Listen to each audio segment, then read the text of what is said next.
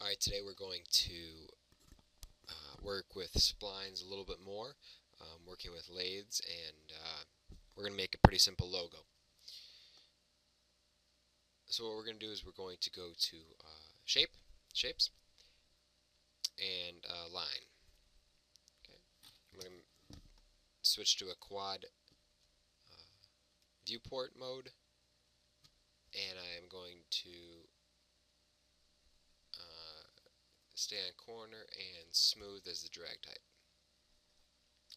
I'm going to go my front viewport here, and I might as well go full screen on it.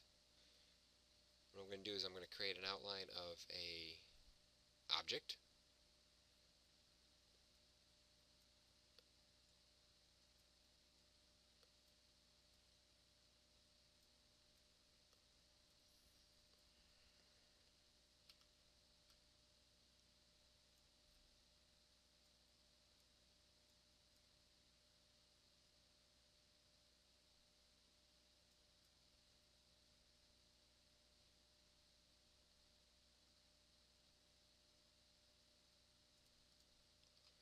And you can make your line pretty much any way you like. What we're going to do with this line is turn into a profile and lathe it. So here's our line in 2D-/3D shape. So we're going to take that, we're going to go ahead and modify. With our line selected, we're going to go down to Lathe, L-A-T-H-E, and apply it. Now what we see is a pretty crazy rendition of our line. And what we're going to want to mess around with is the align function here. Minimum, center, and max. So if we go to minimum, we're pretty much the shape I wanted originally. This is a fountain type object. You have center and you have max, all of which are going off of this line format. And you can go back and forth in the stack and see the differences.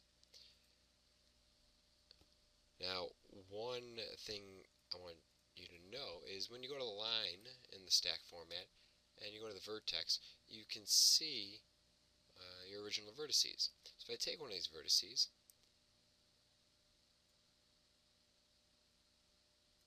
and move it around, and then the front viewport here, so we can stay on a 2D plane. Actually, I'm going to move this down pretty deep like this. And we go back up to our lathe, you can see that I've now made a dip in my fountain.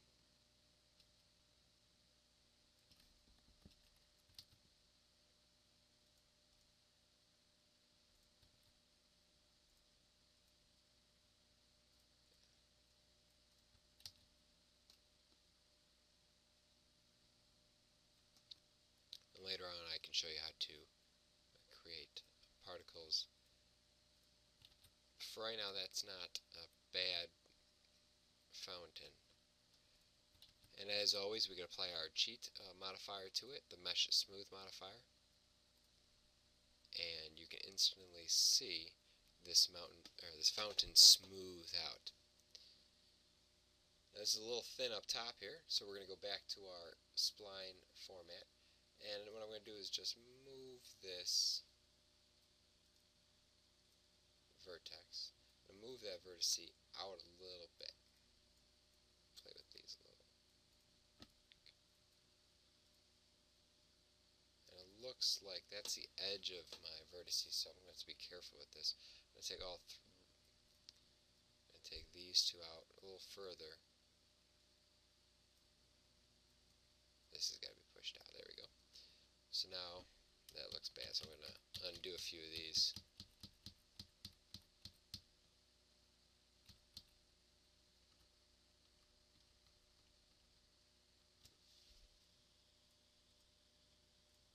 Push this bottom out.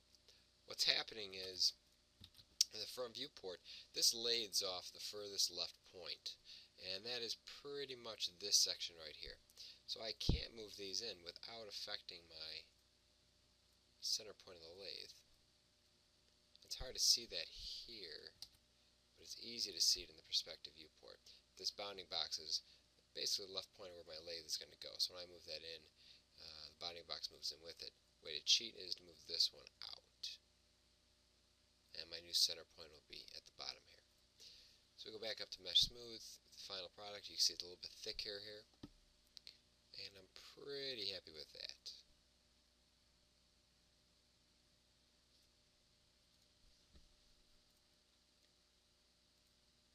So I want you to create your own 3D object, your own lathed object out of a spline, and I want to be able to go in and see your lathe modifier and your original line in the stack.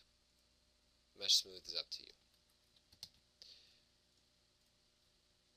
Going back to the front viewport, what I'm going to do is go back to my splines, go to my text, and I'm going to drag the text in here. And max text, I'm going to go with Myris Made, which is basically my independent freelance firm. I'm going to go Myris Made right about here. I'll bring that made in a little bit. Looks good.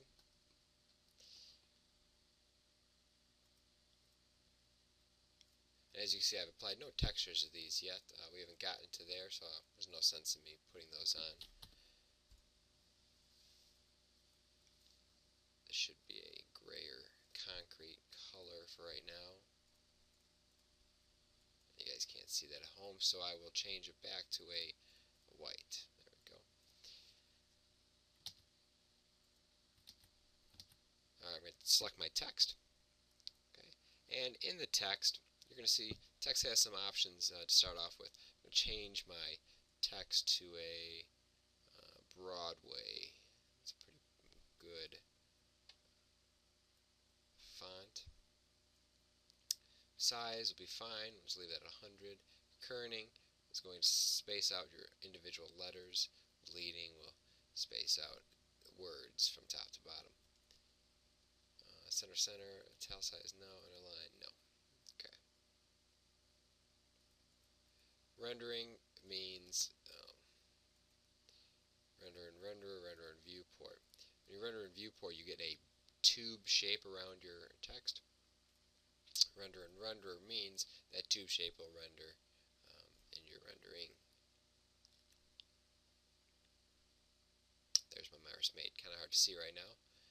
So what I'm going to do is I'm going to take that text, I'm going to go ahead and I'm going to go to my extrude modifier. I'm going to apply that to the Myris Made. Amount, I'm going to go about, let's see how thick we go here, about 30. That looks about good, that looks pretty good. And I'm going to create some lines.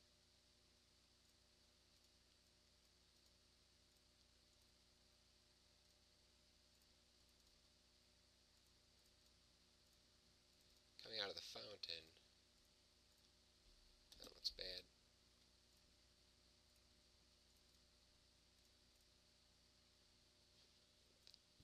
To mimic it as a fountain. So now,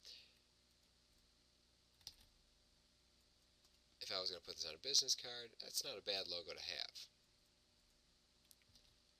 In my perspective, those lines up on top of the fountain mean nothing. I would actually have a 3D water coming out.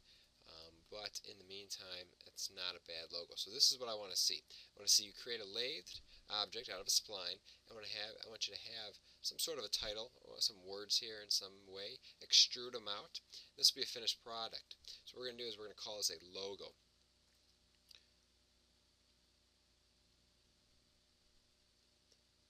So you're going to save this as my logo dot your last name dot max.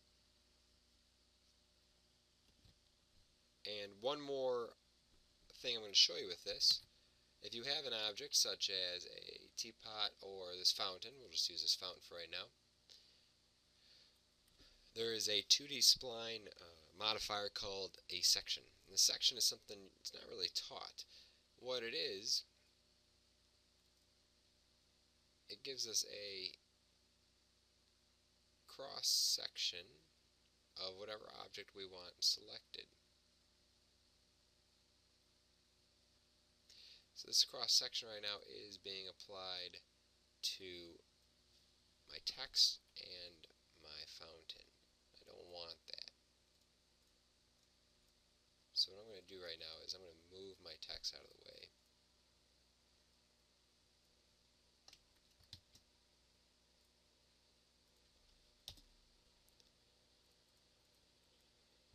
Better yet, I'm just going to hide all this.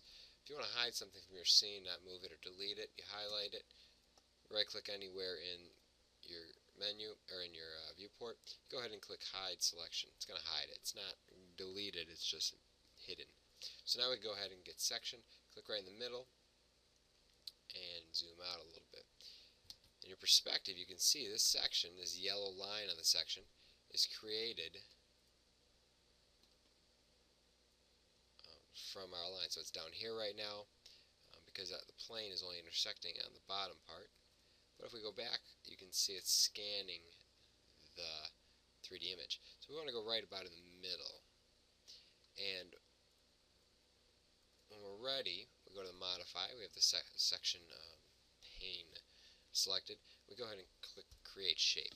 And what we're going to do here is called fountain profile. Okay. And now we can unhide everything. Get rid of this section now. And we're going to hide our fountain. What it's going to give us is a 2D representation of that fountain. Not the best. This probably isn't the best example. If you had a teapot, it would look a little bit better. But what it's doing is it's giving us an outline profile of a 3D object.